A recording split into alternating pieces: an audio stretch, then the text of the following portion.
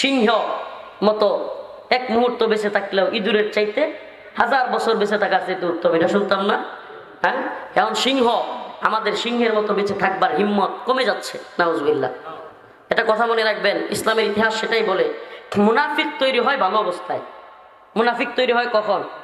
সুবিধাবাদীরা তৈরি হয় কখন? মক্কি জিন্দিগিতে কোনো মুনাফিক ছিল না। মক্কি জিন্দিগিতে কি ছিল না?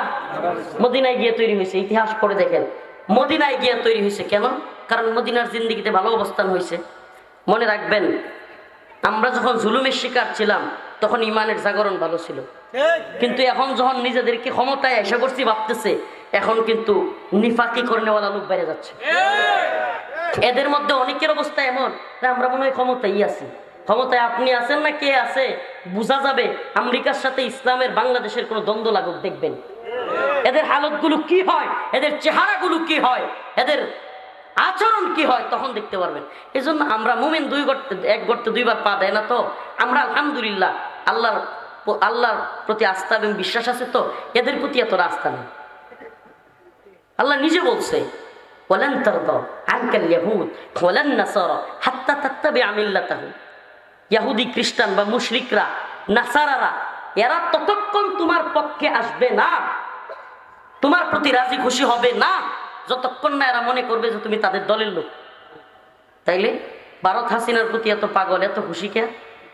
তার মানে তারা বুঝতেছে যে হাসিনা বাংলাদেশের মুসলিমদের পক্ষের লোক না, আমাদের পক্ষের লোক। কথা বলেন ঠিকই ঠিক না? হাসিনারে কার পক্ষের লোক মনে করছে? মোদির পক্ষের লোক মনে করছে, কি করে নাই? তাইলে আমরাও কি ইসলামের বিরুদ্ধে গিয়ে তাদের পক্ষের লোক হইতে পারবো? কথা বলেন, পারবো? আমরা কি ইসলামের পাহারাদার, ইমানের পাহারাদার নাকি মূর্তির? এই ইমানের পাহারাদার নাকি মূর্তির?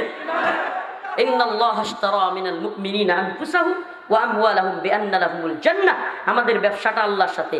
জানমাল দিয়ে দিব কার কাছে? আল্লাহ বলছেন জানমাল যদি আমরা তাকে দেই, তিনি দিবেন বিআন্না লাহুমুল জান্নাহ, উপহার হিসেবে। ওই যে বলছেন আমি কিনছি, তাইলে যে কিনে সে তো কিছু দেয়, সেটা কি? জান্নাত। সুবহানাল্লাহ, ইকাতিলুনা ফি সাবিলিল্লাহ। অতএব আল্লাহ বলছেন এই জানমাল দেওয়ার রাস্তাটা হলো আল্লাহর রাস্তায় যুদ্ধ করা। সুবহানাল্লাহ। আল্লাহ অন্য এক আয়াতে বলেছেন কাতিলুহুম ইউআযিবুহুমুল্লাহু বিআইদিকুম।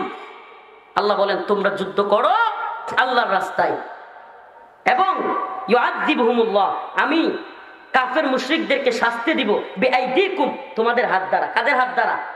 রামনে যদি কোন বিষয় হুজুর দোয়া করে দেন, এদের উপরে গজব নাজিল হয়ে যায়। মানে অনেকটা বিষয়টা এমন, আল্লাহ কইতেছে আমাদের হাত দ্বারা করবে, আর আপনি বলতেছেন না হুজুর আল্লাহর কাছে দোয়া করেন, আল্লাহ যেন করে। ওই যে বনি ইসরাইলের অবস্থা। বনি ইসরাইলকে যখন বলা হয়েছিল, মুসা আলাইহিস সালাম বলছিল যে আসো আমরা ওদের বিরুদ্ধে যুদ্ধ করব, তখন বনি ইসরাইল কয় আপনারা আল্লাহ আর আপনি খুব শক্তিশালী, আপনারাই করেন। নাউজুবিল্লাহ করো। তাইলে যুদ্ধ করতে হবে আমাদের দিনের পক্ষে, ঠিকই ঠিক না? ভারত যদি হামলা করে, আমরা শাহাদাতের অমীয় সুদা পান করার জন্য প্রস্তুত হব কি হব না? নরম ভাষায় গরম কথা কইতেছি, আস্তে আস্তে কইতেছি। কিন্তু